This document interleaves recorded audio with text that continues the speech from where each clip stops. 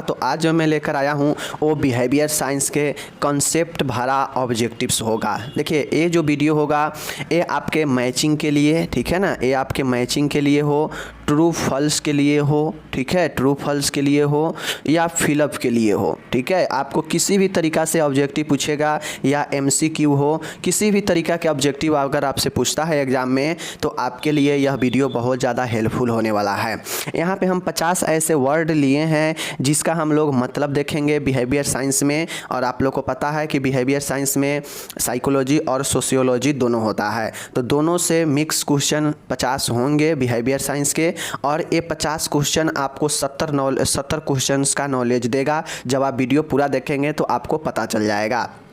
अगर आप इसको चाहते हैं कि अच्छे से पीडीएफ की तरह हम जब मन हो तब पढ़े तो nursingyan.com पर जाकर आप इसका जो है अच्छे से पढ़ सकते हैं, देख सकते हैं, ठीक है मेरे डियर। पहला है किसी इच्छा या आवश्यकता के बाधित होने से उत्पन्न संवेगात्मक तनाव। संवेगात्मक तनाव के मतलब क्या होता है कि जो स्ट्रेस, जो इमोशनल स्ट्रेस उत्पन्न होता है। मानिए हमारा इच्छा, हमारा कोई लक्ष्य है और उस लक्ष्य में कोई बाधा उत्पन्न हो जाता है, कोई रुकावट आ जाता है, तो उसके फलस्वरूप हमें तनाव होता है, डिप्रेशन होता है। तो ये सब चीज़ें जब उत्पन्न होता है तो उसे हम क्या कहते हैं, तो मैं आप लोग को पढ़ाया हूँ कुंठा। कुंठा जो है तनाव उत्पन्न करता है, व्यक्ति में स्ट्रेस उत्पन्न करता है। और वह कब होता है, जब किसी इच्छा यानी कोई लक्ष्य में बाधा उत्पन्न आता है, लक्ष्य पूरा नहीं होता है तो व्यक्ति में कुंठा उत्पन्न होता है, फ्रस्ट्रेशन, समझ रहे हैं ना।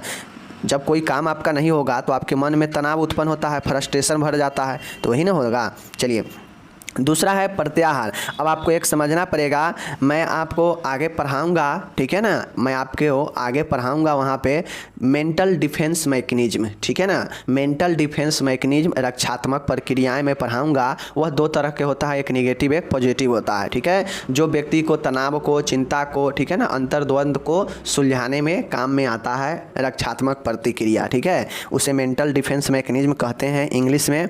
तो उसका एक प्रकार है प्रत्याहार, विड्रॉल। विड्रॉल एक प्रकार का आपका निगेटिव टाइप का क्या है, रक्षात्मक प्रतिक्रिया है, ऋणात्मक प्रकार का। तो प्रत्याहार क्या है, यह एक रक्षात्मक प्रतिक्रिया है, डिफेंस मैकेनिज्म है, ओके।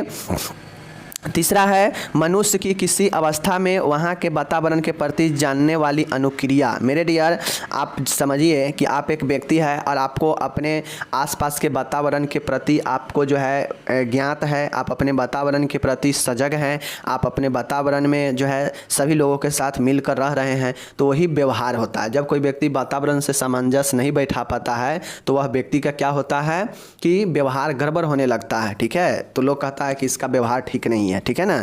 तो मनुष्य अपने वैसा अवस्था जहां वह वातावरण के प्रति ऐसा अनुक्रिया करता है उसे हम व्यवहार कहते हैं। मन में दो या दो से अधिक विरोधी प्रेरणाएं उत्पन्न होती है जिनका पूर्ति एक साथ संभव न हो की अवस्था क्या कहलाता है। तो मैं आप लोग को पढ़ा चुका हूं, ध्यान में दीजिए कि जब भी मन में दो या दो से अधिक ऐसे भावना, ऐसे प्रेरणा या ऐसे कोई बात हो या ऐसे कोई लक्ष्य हो जो एक ही समय पर दो तरह के सिचुएशन पैदा करता हो, तो उसे हम लोग क्या कहते हैं, अंतर्द्वंद कहते हैं, कॉन्फ्लिक्ट कहते हैं। आपको पता होगा कि एक ही तरह के एक ही समय में परस्पर दो ऐसे विरोधी, दो एक दूसरे के ऐसे विरोधी करने वाला कोई भी चीज़, चाहे आपका कोई सोच हो, चाहे कोई लक्ष्य हो, चाहे कुछ भी हो, जो दोनों एक ही समय उत्पन्न होता हो और एक दूसरे को विरोध करता हो, तो वह क्या कहलाता है, अंतर्द्वंद कहलाता है। जब आपके मन में द्वंद्व चलता है तो आप कोई भी चीज़ को निर्णय लेने में असफल रहते हैं, ठीक है ना। चलिए पांचवा है व्यक्ति के मन की वह स्थिति या तत्परता जो किसी व्यवहार को पूरा करने एवं किसी लक्ष्य को पूरा करने के लिए अभिप्रेरित करता है। तो मेरे डियर आप लोगों को मैं मोटिवेशन पढ़ाया हूँ, उस मोटिवेशन में मैंने आपको क्या बताया कि वैसा स्थिति या ऐसा तत्परता जो किसी व्यक्ति को किसी चीज़ को पूरा करने के लिए जो है करने के लिए प्रेरित करता हो, आगे की तरफ अभिप्रेरित करता हो, तो उसे प्रेरणा कहते हैं, मोटिवेशन कहते हैं, ठीक है। वैसा चीज़, वैसा स्थिति या वैसा कोई भी चीज़ जो आपको आगे बढ़ने के लिए अभिप्रेरित करे वो मोटिवेशन होता है, ठीक है ना, मोटिवेटर होता है, प्रेरणा होता है, ठीक है ना। छठा है कुंठा, अंतर्द्वंद एवं प्रतिबल। मेरे डियर, कुंठा, अंतर्द्वंद और प्रतिबल यानी स्ट्रेस, इसको तनाव भी कहते हैं, कॉन्फ्लिक्ट कहते हैं, फ्रस्ट्रेशन कहते हैं। और ये तीनों जो होता है, इस तीनों में समायोजन गड़बड़ा जाता है, ठीक है ना। इस तीनों में क्या होता है, समायोजन हम नहीं बना पाते हैं और यही जो है कारण होता है कि ये तीनों उत्पन्न हो जाता है। कुंठा क्या है, आप लोगों को पता है कि किसी लक्ष्य के असफलता से उत्पन्न तनाव होता है ये, ठीक है। अंतर्द्वंद क्या होता है कि दो तरह के परस्पर विरोधी भावनाएं मन में उत्पन्न होना और दोनों एक दूसरे के पूर्ति के लिए हमेशा तत्पर रहता है, लेकिन कोई नहीं पूर्ति हो पाता है, तो यह अंतर्द्वंद होता है। प्रतिबल स्ट्रेस होता है जो किसी असफलता के कारण किसी व्यक्ति में जो है उत्पन्न होता है, तो यह तनाव, और इन सब में जो है व्यक्ति समायोजन नहीं बना पाता है। अब आ गया सतमा, दमन क्या होता है, तो आप लोग को पता होना चाहिए। दमन भी एक प्रकार के रक्षात्मक प्रतिक्रिया ही है, रिप्रेशन एक प्रकार के क्या है, दमन प्रक्रिया ही है। इसको आप लोग जब आप देखेंगे नेगेटिव पॉजिटिव दोनों डिफेंस मैकेनिज्म का प्रकार, तो पता चलेगा। आठवां है आनंद या हर्ष की परिस्थिति। मेरे डियर, चाहे आनंद हो या खुशी हो, यह कौन सा परिस्थिति होता है, तो मैं आप लोग को पढ़ाया हूँ। यह एक इमोशन होता है और यह किस प्रकार की इमोशन है, तो यह पॉजिटिव इमोशन है, ठीक है। जो भी अच्छा वाला मनोभाव होगा, मन का भाव, वह पॉजिटिव टाइप का इमोशन होगा। जो गड़बड़ होगा, जैसे दुख हो गया, दर्द हो गया, ठीक है ना, रोना हो गया, चिंता हो गया, तनाव हो गया, ये सब क्या हो गया, ये सब हमारा ऐसा इमोशन हो गया जो ऋणात्मक है। तो ये दोनों क्या है, मनोभाव है, मन का भाव यानी इमोशन ही है, ठीक है। नौमा है उच्च कुल विवाह, उच्च पद पर नियुक्ति, उच्च पुरस्कार से प्राप्त धन से उत्पन्न स्ट्रेस कैसा होता है। मानिए किसी को उच्च कुल में विवाह हो गया, ठीक है, किसी को उच्च पद पर चला गया, किसी को उच्च जो है प्राइज मिला, किसी को उच्च प्राइज से कोई धन मिला, तो उससे व्यक्ति के अंदर कोई तनाव आता है, तो उससे हम लोग फ्रस्ट्रेस कहते हैं, ठीक है। किसी चीज़ से अगर आपको सब चीज़ अच्छा है लेकिन फिर भी व्यक्ति उससे फ्रस्ट्रेट हो जाता है, क्यों, क्योंकि उससे भी लोगों को अच्छे चीज़ों से भी जो है कभी कभी व्यक्ति चिंता आता है। आत्मा का ज्ञान होना मनोविज्ञान कहलाता है। किसी के आत्मा का ज्ञान यानी व्यवहार का ज्ञान होना मनोविज्ञान कहलाता है। यही चीज़ें है। 11 नंबर मेरे डियर यहाँ पे देखिएगा, एक सरल समान व्यक्ति भीड़ या जुलूस का सदस्य बनकर तोड़ फोड़ व आगजनी कर बैठता है, उस किस कारण से। तो मानिए जब एक समूह में हम रहते हैं, देखते होइएगा कि जब एक जुलूस निकलता है तो देखते हुए कि अक्सर उसमें जो है पत्थरबाजी या झंझट हो जाता है दो पक्षों में। ऐसा क्यों होता है, इसीलिए होता है कि जो व्यक्ति होता है ना, वह समूह मनोबल के कारण अपने आप को बहुत ज़्यादा ऊर्जावान समझने लगता है। सोचता है कि हम तो ग्रुप में हैं, 50 100 500 आदमी के साथ में है, जुलूस में है, कुछ भी होगा तो सब फंसेगा या कुछ भी होगा तो सब पर लगेगा। तो इसलिए जो है उसमें के व्यक्ति जो है दंगा या तोड़फोड़ करने के लिए उतावला हो जाता है। तो एक ऐसा सरल समान व्यक्ति भीड़ या जुलूस का सदस्य बनकर तोड़ या फोड़ आगजनी कर बैठता है, तो उसे समूह मनोबल कहते हैं, ठीक है। समूह मनोबल के कारण ही वह जो है समूह में बनकर जो है तोड़ फोड़ और आगजनी कर बैठता है, ठीक है। न तो अकेला एक समान व्यक्ति जो है से संभव नहीं है कि किसी के तोड़ फोड़ और कुछ भी कर दें। बिखरा हुआ मानव समूह जिसका कोई स्थान निश्चित न हो। मेरे डियर, एक ऐसा बिखरा हुआ समूह, बिखरा हुआ का मतलब क्या होता है कि टूट फूट, ठीक है ना, मतलब ज्वाइंट नहीं है। तो ऐसा बिखरा हुआ समूह जिसका कोई स्थान निश्चित ना हो। तो मेरे डियर, जनता है मतलब पब्लिक ही एक ऐसा समूह होता है मानव का जिसका कोई स्थान नहीं होता है। पब्लिक देखिएगा तो मान के 10 दिन का मेला है, कहीं पे 10 दिन का मेला लगा है, ठीक है, वहाँ पे बहुत ज़्यादा क्राउड जुट रहा है, तो 10 दिन तक मेला है, उसके बाद वह मेला क्या हो जाएगा, ख़त्म हो जाएगा, फिर वह कहीं और जाकर लगेगा, फिर वहाँ पे भीड़ होगा। तो मतलब क्या हुआ कि यह समूह बिखरा हुआ होगा, ठीक है। यह जो है अनिश्चित होता है और यह जो है सामान बदलते, यह स्थान बदलते रहता है, इसका स्थान कोई निश्चित नहीं होता है। तो यह जनता का ही समूह होता है, ठीक है। 13 नंबर, केवल मानव समाज में क्या पाई जाती है। तो मेरे डियर, कल्चर संस्कृति ही एक ऐसा आपके समाज में होता है जो यह सिर्फ और सिर्फ मानव समाज में ही पाया जाता है। क्या क्या देखते हुए कोई जानवर या कोई पशु पक्षी में अपना कल्चर पाया जाता है, उसमें क्या कल्चर होता है, लेकिन हमारे मानव समाज में ही कल्चर पाया जाता है। तो केवल मानव समाज में केवल मानव समाज में संस्कृति ही पाया जाता है, संस्कृति और कहीं नहीं होता है, ठीक है। औपचारिकता और घनिष्ठता का अभाव कहाँ होता है। तो मेरे डियर, आप लोग को पता होना चाहिए कि घनिष्ठता और अपनापन और औपचारिकता का जो अभाव होता है वह द्वितीयक सेकेंडरी जो है सोशल ग्रुप में पाया जाता है। प्राथमिक वाला तो परिवार गांव होता है जहाँ पे बहुत ज़्यादा हेल मेल और जो है रिश्ता बना रहता है, लेकिन द्वितीयक समूह बड़ा होता है, इस कारण से यहाँ पे घनिष्ठता का अभाव होता है। 15 नंबर है, एक पीढ़ी से दूसरे पीढ़ी में संस्कृति का हस्तांतरण क्या कहलाता है। जैसे आपके दादाजी से आप कुछ सीखे होंगे, आपके दादाजी से आपके पिताजी सीखे होंगे, पिताजी से आप सीखे होइएगा, तो यह क्या होता है, एक पीढ़ी से दूसरे पीढ़ी में हस्तांतरण होते रहता है, ट्रांसफ़र होते रहता है, तो यह संस्कृति विरासत ही होता है। सभी व्यक्ति को अपने अपने समाज में संस्कृति मिलता है, जो उसके पुराने रीति रिवाजों से चले आ रहा होता है उसको भी जो है नए ज़माने में भी लोग फॉलो कर रहा है, तो वह एक संस्कृति विरासत होता है जो पीढ़ी दर पीढ़ी हस्तांतरण होते रहता है। ठीक है। परिचर्या, नर्सिंग में नर्स को सफलता के लिए ज़रूरी है रोगी के संस्कृति को जानना कि रोगी का कल्चर क्या है। नर्स को सफलता पाना है तो उसको जो है रोगी की संस्कृति यानी कल्चर को जानना पड़ेगा, क्योंकि सब अलग अलग कल्चर के मानने वाले होते हैं। ठीक है ना। 17 नंबर देखिएगा, परिवार, क्रीड़ा समूह, पड़ोस, शिक्षण संस्थान एवं अन्य संस्थाएं बनाती है समाजीकरण की सक्रिय इकाएं। मेरे डियर, चाहे परिवार हो, चाहे क्रीड़ा समूह हो, चाहे पड़ोस हो, या शिक्षण संस्थान हो, या अन्य संस्थान हो, यह समाजीकरण की सक्रिय इकाई होता है। ठीक है। यह क्या होता है, समाजीकरण की ये सब एक सक्रिय एक्टिव इकाई होता है। ठीक है। चाहे शिक्षण संस्थान हो या कोई और संस्थान हो, यह सब के सब समाज का एक सक्रिय इकाई होता है। ठीक है। 18 है, एक ही प्रकार के व्यक्तियों का समूह क्या कहलाता है। एक ही प्रकार के व्यक्तियों का समूह, तो व्यक्तियों का समूह क्या कहलाएगा, समाज कहलाएगा। अब वो अलग की बातें हैं कि द्वितीयक सामाजिक समूह होगा कि प्राथमिक सामाजिक समूह होगा, वो तो अलग की बातें है, वो संख्या पर निर्भर करता है। लेकिन जब व्यक्ति का समूह सीधा हो तो वह एक समाज होता है। एक ही प्रकार के व्यक्तियों का समूह एक समाज होता है। ठीक है। तो ये चीज़ें आप लोग समझिए। नेक्स्ट है 19, एक ही प्रकार के व्यक्तियों के समूह का मतलब होता है कि टीम ए टीम बी। ठीक है। इसमें जितना भी सदस्य है वो सब टीम ए का ही है, टीम ए का ही मेंबर है, तो वो क्या कहलाएगा, तो टीम ए का जितना भी मेंबर होगा वह कौन सा समाज बनाएगा, तो वह ए ही प्रकार के समाज भी निर्माण करेगा, तो वो ए हो जाएगा। अगर बी टीम में जितना भी मेंबर है वह कोई समाज बनाएगा तो वह बी प्रकार के ही एक समाज बनाएगा। तो यही चीज़ें आप लोग समझिए। ओके। 19 से सामाजिक संबंधों के ताने बाने का प्रतीक क्या है, तो मेरे डियर सामाजिक संबंध, जैसे ही सामाजिक संबंध आ जाए समझ जाइएगा कि समाज का डिफिनीशन ही होता है कि सामाजिक संबंधों का ताने बाने यानी सामाजिक संबंधों का जाल जो होता है वही एक समाज होता है। ठीक है।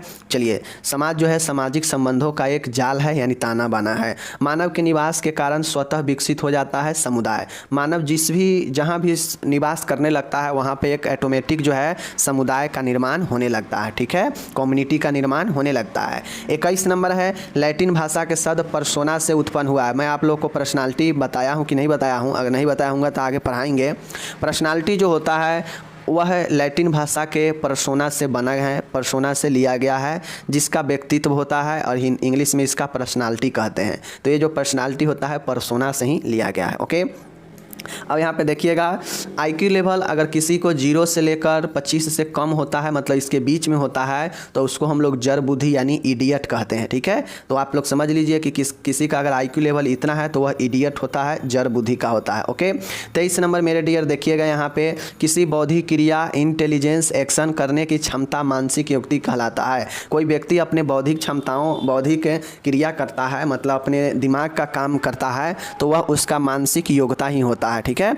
किसी बौद्धिक क्रिया मतलब किसी बुद्धि का काम करने की क्षमता को मानसिक योग्यता ही कहते हैं। जब कोई व्यक्ति का मानसिक योग्यता ठीक रहेगा तब ना वो अपने बुद्धि से काम कर पाएगा, तो यही मानसिक योग्यता होता है। ठीक है ना। चलिए, मानसिक योग्यता या मानसिक स्वास्थ्य भी उसको कह सकते हैं, कोई दिक्कत नहीं है। ओके। कैटिल द्वारा वर्णित शील गुण ट्रेट्स, मतलब डियर जो कैटिल थे इन्होंने व्यक्तित्व के क्षेत्र में पर्सनालिटी के क्षेत्र में इन्होंने ट्रेट दिया, और ट्रेट मतलब होता है शील गुण, और इन्होंने कुल 171 टाइप्स के जो है व्यक्तित्व को बारे में बताया। एक ही व्यक्तित्व में 171 टाइप के शील गुण होते हैं, और यही जो है हमारा कैटिल का ट्रेट कहलाता है। 25 नंबर है, भारतीय दर्शन के अनुसार सात्विक व राजसी व्यक्तित्व के अलावा तीसरा व्यक्ति कौन है। मेरे डियर, भारतीय दर्शन के अनुसार एक सात्विक है, एक राजसी है और एक तामसी व्यक्ति होता है। तीसरा कौन सा है, तामसी व्यक्ति, याद रखिएगा। 26 नंबर है, यह बहुत बार पूछा जा चुका है, यह फार्मूला आईक्यू लेवल निकालने का, ठीक है ना। तो आईक्यू लेवल निकालने का फार्मूला पूछेगा, बुद्धि लब्धि इसको कहते हैं, इंटेलिजेंस क्वोटिएंट, बुद्धि लब्धि। तो इसका जो फार्मूला होता है मेंटल एज, ठीक है ना, मेंटल एज बटा में एक्चुअल एज, ठीक है, एक्चुअल एज और इनटू में होता है 100, ठीक है। तो ये याद रखिएगा, मानसिक आयु बटा में शारीरिक आयु और इनटू में 100, यही होता है आईक्यू लेवल। ओके, चलिए 11 माह से 3 वर्ष की आयु क्या कहलाता है? मेरे डियर आप लोग को पता होना चाहिए, 11 माह से यानी सीधा कहिए 1 से 3 वर्ष की आयु क्या कहलाता है? यह प्रारंभिक बाल्य अवस्था होता है, ठीक है, यह प्रारंभिक बाल अवस्था होता है, याद रखिएगा। ओके, 28 नंबर का है, वह समूह जिसमें हीन बुद्धि, मोरोन, मूढ़बुद्धि, इम्बेसिल एंड जड़ बुद्धि, इडियट्स वाले लोग होते हैं। मेरे डियर ये सब हीन बुद्धि का या मूढ़ बुद्धि का या जड़ बुद्धि का जो व्यक्ति जिस समूह में रहते हैं उसे मानसिक पिछड़ापन कहा जाता है। मानसिक रूप से पिछड़े हुए व्यक्ति मानसिक पिछड़ापन होता है, ठीक है। व्यक्तित्व पर्सनालिटी का विकास 5 वर्ष की अवस्था से प्रारंभ हो जाती है, यह फॉरम के अनुसार जो है कहा गया है। यहाँ पे डबल एम होगा, ठीक है, यहाँ पे डबल एम होगा। तो इरिक फॉरम जो थे, इरिक फॉरम ने कहा कि व्यक्तित्व का विकास जो है 5 वर्ष की अवस्था से प्रारंभ हो जाती है। तो इरिक फॉरम का यह जो है थ्योरी याद रखिएगा। ओके, नेक्स्ट है व्यक्तित्व की वह अस्थायी विशेषता जिसके द्वारा व्यक्ति का व्यवहार विभिन्न परिस्थितियों में लगभग एक सा होता है। मतलब जो ऊपर आप सील गुण देखे हैं ना, 171 टाइप का सील गुण कैटल के अनुसार, तो इसी में जो पर्सनालिटी होता है, एक पर्सनालिटी का एक ऐसा परमानेंट कैरेक्टरिस्ट है जो व्यक्ति उसी स्थिति में जो है एक सा जैसा व्यवहार प्रदर्शित करता है। मतलब किसी परिस्थिति में वह समान जो है व्यवहार प्रदर्शित करता है, वही जो है शील गुण कहलाता है, ट्रेट्स कहलाता है, ठीक है। और ट्रेट्स किसका पार्ट है? तो पर्सनालिटी का, ठीक है ना, याद रखिएगा। ट्रेट्स किसका पार्ट है?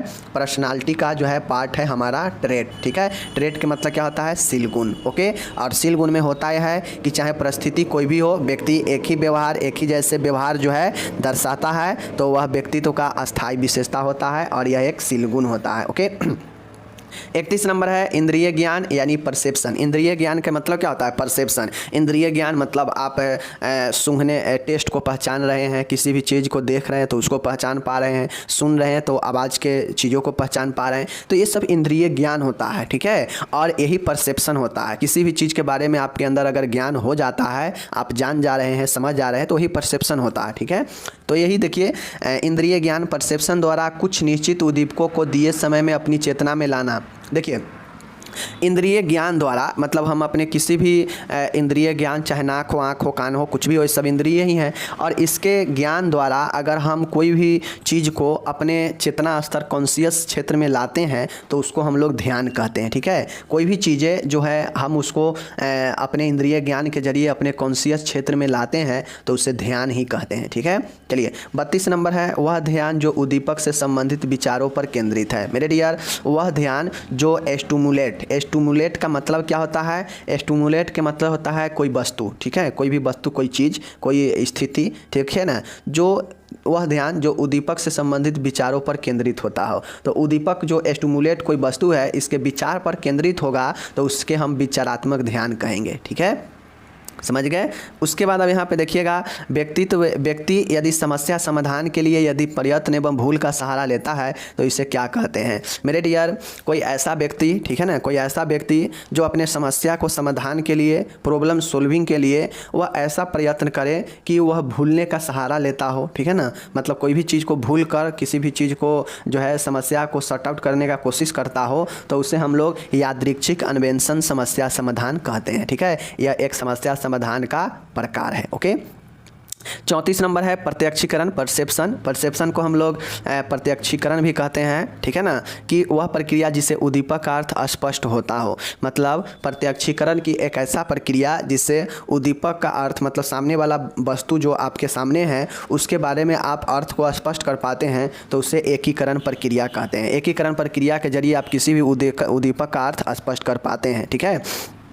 35 नंबर है रुचि। रुचि का मतलब इंटरेस्ट, आदत, सामाजिक प्रेरणा, निर्धारण के व्यक्तिगत कारक है। क्या है, देखिए आपके अंदर रुचि कैसा है, हैबिट क्या है, सामाजिक आपके अंदर प्रेरणा कैसे बन रहा है। तो इसके निर्धारण के व्यक्तिगत कारक कौन सा है, ध्यान। जैसा आप ध्यान लगाएंगे, जैसा आपका रुचि होगा, जैसा आपका आदत होगा, जैसे आपको सामाजिक प्रेरणा मिलेगा, वैसा ही आपका ध्यान जो है किसी भी चीज़ पर उतना ही प्रभावी होगा। ठीक है, तो ये ध्यान जो है आपको ये सब निर्धारित करता है। ठीक है, ये सब चीज़ें जो है ध्यान को निर्धारित करता है। उद्दीपक स्टिमुलेट्स को चेतना में केंद्र में स्थापित करना। देखिए कोई भी वस्तु, कोई भी स्टिमुलेट हो, उसे आप चेतना के केंद्र में लाते हैं तो वह ध्यान के जरिए ही लाते हैं। तो जैसे ही कहीं भी आपसे पूछ ले कि स्टिमुलेट है, उसके हम कॉन्शियस क्षेत्र में लाकर स्थापित कर रहे हैं, किसके जरिए, तो ध्यान के जरिए। ध्यान के जरिए हम स्टिमुलेट यानी कोई भी वस्तु, कोई भी चीज़ को अपने माइंड के कॉन्शियस क्षेत्र में लाते हैं। ठीक है, स्थापित करते हैं। 37 नंबर है अमूर्त चिंतन, अब्स्ट्रैक्ट थिंकिंग की योग्यता क्या है। अमूर्त चिंतन एक बुद्धि की योग्यता है। ठीक है, कोई भी व्यक्ति के अंदर अब्स्ट्रैक्ट थिंकिंग, अमूर्त चिंतन है तो वह उसके बुद्धि का एक योग्यता होता है। ठीक है, नेक्स्ट देखिएगा 38 नंबर चित्त भ्रम, हेलुसिनेशन प्रकार के प्रतिरक्षीकरण, परसेप्शन दोष में अनुपस्थित होता है उद्दीपक। मेरे डियर आप लोग को मैं बताता हूँ, दो चीज़ें होता है, एक होता है एलूजन होता है और एक हेलुसिनेशन होता है। एक होता है भ्रम और एक होता है चित्त भ्रम यानी विभ्रम। तो अगर आप कहीं भी हेलुसिनेशन देखिएगा, अगर आपको हिंदी में कन्फ्यूजन होता हो तो इंग्लिश को देखिएगा, हेलुसिनेशन और एलूजन। ठीक है, एलूजन अगर आप इसको देखिएगा तो आप समझ जाइएगा कि हेलुसिनेशन में अगर किसी व्यक्ति को होगा, दोनों में भ्रम ही, दोनों में चाहे वो आपका भ्रम है चाहे वो आपका विभ्रम है, दोनों में भ्रम ही होता है। लेकिन डिफरेंस ये होता है कि किसी चीज़ के बारे में अगर भ्रम अगर हेलुसिनेशन में होगा तो उसमें वह चीज़ अनुपस्थित होता है। जैसे मानिए सामने अंधेरा में टहलने निकले, ठीक है, और सामने जो है हमें क्या हुआ, हमें ऐसा आभास हो रहा है, ऐसा भ्रम हो रहा है कि हमें लग रहा है सामने भूत खड़ा है, लेकिन ऐसा रियलिटी कुछ नहीं है। हमें लग रहा है कि भूत खड़ा है लेकिन वहाँ पे कोई चीज़ है भी नहीं। तो क्या हो गया कि हमें क्या लग रहा है कि कोई चीज़ उपस्थित, रियलिटी ये है कि वहाँ पे कोई भी चीज़ उपस्थित है नहीं, मतलब कोई भी स्टिमुलेट जो है नहीं, लेकिन हमें अनुभव हो रहा है, हमें ये भ्रम हो रहा है कि कोई चीज़ उपस्थित है, मतलब एक गलत धारणा। ठीक है ना, तो वो हो जाता है हमारा हेलुसिनेशन। लेकिन एलूजन में होता यह है, भ्रम में, कि कोई ना कोई चीज़ उपस्थित होता है। ये बात सत्य है कि कोई ना कोई चीज़ होता है, बट उसका गलत पहचान करते हैं। ठीक है, उसका गलत जो है पहचान कर लेते हैं, मतलब वहाँ पे कोई एक चीज़ उपस्थित जरूर है लेकिन उसका गलत पहचान करते हैं। जैसे चल रहे हैं रोड पर, कुछ दूर हम इधरे हैं, रोड पर रस्सी जो होता है वह पड़ा हुआ है, इधर उधर लपेटा हुआ, तो हमें कुछ दूर पहले से ही लग गया कि कहीं वो तो सांप तो नहीं है। हमें मन में सांप का डर सताने लगा, सांप का भरम आने लगा, जबकि रियलिटी क्या है कि है तो कोई चीज़ जरूर उपस्थित, लेकिन वह सांप नहीं, वह रस्सी है। ठीक है, इसी प्रकार से अंधेरे में पेड़ है, सामने पेड़ है, लेकिन हमें लग रहा है कि वह भूत है, मतलब पेड़ तो उपस्थित है, कोई ना कोई चीज़ एक तो उपस्थित है, बट उसका हम गलत जो है आइडेंटिफाई कर रहे हैं। तो यह भी जो है हमारा भ्रम होता है। तो दोनों में माइनर डिफरेंस है। हेलुसिनेशन में चीज़ें अनुपस्थित होता है, जबकि एलूजन में चीज़ें उपस्थित होता है लेकिन गलत पहचान करते हैं। ठीक है, तो यही उद्दीपक, दोनों में उद्दीपक जो होता है रोल होता है। हेलुसिनेशन में उद्दीपक उपस्थित नहीं होता है, जबकि एलूजन में उपस्थित होता है लेकिन गलत पहचान करते हैं। ठीक है, चलिए 39 नंबर का है रस्सी को सांप समझना। वही चीज़ है, मैंने बताया कि रस्सी को सांप समझना भ्रम में होता है, एलूजन में होता है। अभी मैंने एग्जाम्पल पे बताया। ठीक है ना, वह मानसिक प्रक्रिया जिससे किसी वस्तु या स्थिति का तात्कालिक ज्ञान केंद्रियों द्वारा होता है, क्या कहलाता है। तो अगर आपको किसी भी वस्तु, किसी भी चीज़ के बारे में अगर आपको ज्ञान होता है तो वह परसेप्शन के जरिए, प्रत्यक्षीकरण के जरिए। ठीक है, वह मानसिक प्रक्रिया, और परसेप्शन क्या है, एक मेंटल प्रोसेस, एक मानसिक प्रक्रिया है जिससे किसी वस्तु या स्थिति का तत्कालिक, मतलब उसी क्षण हमें ज्ञान प्राप्त होता है, वह प्रत्यक्षीकरण के जरिए ही। ठीक है, तो परसेप्शन आगे पढ़ेंगे, डिटेल में पता चलेगा आपको। 11 है कोयला, खनिज तेल, बायोगैस, ये सब क्या है, परंपरागत ऊर्जा का संसाधन है, आप लोग को पता होना चाहिए। 42 नंबर है राष्ट्र द्वारा पूरे वर्ष के दौरान उत्पादित अंतिम वस्तुओं व सेवाओं के शुद्ध मूल्य के योग का अर्थ क्या होता है, राष्ट्रीय आय होता है, नेशनल इनकम होता है। ठीक है, 43 है घरेलू जीडीपी एवं सकल राष्ट्रीय उत्पाद जीएनपी द्वारा प्रभावित होता है राष्ट्रीय आय। अगर ए और ये कोई भी घटेगा तो राष्ट्रीय आय भी प्रभावित होगा, ठीक है ना, तो ये चीज़ को समझना चाहिए।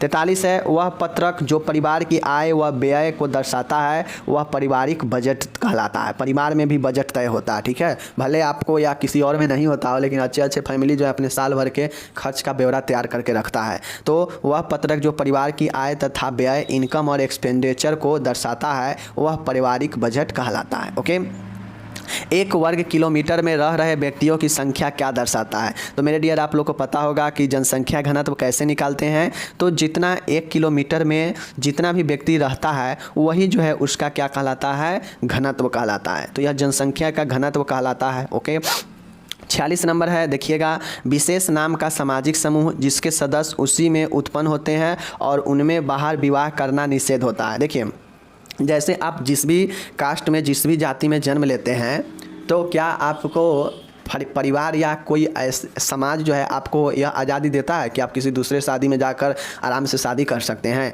आपको अगर किसी दूसरे जाति से दूसरे धर्म से प्रेम हो गया तो शादी करने के लिए समाज और परिवार के खिलाफ में जाना पड़ेगा, ठीक है। देखिए, एक्चुअली परिवार अपने बच्चे के खिलाफ में नहीं जाते हैं, बच्चे के पसंद के साथ ही रहते, लेकिन परिवार का मजबूरी रहता है चूँकि उनको रहना उसी समाज में है। तो समाज के लोग जो है बोल बोल के ताने बाने विभिन्न प्रकार के बुराई हनाई खोजने लगते हैं, इसलिए जो है क्या करते हैं कि परिवार भी वहाँ पे आपका साथ नहीं देते हैं, ठीक है, ये बातें होती है।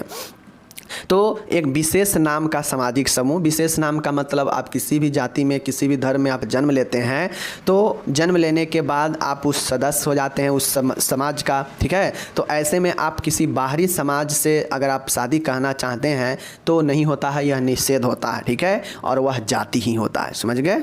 चलिए, तो ये चीज़ समझ गए।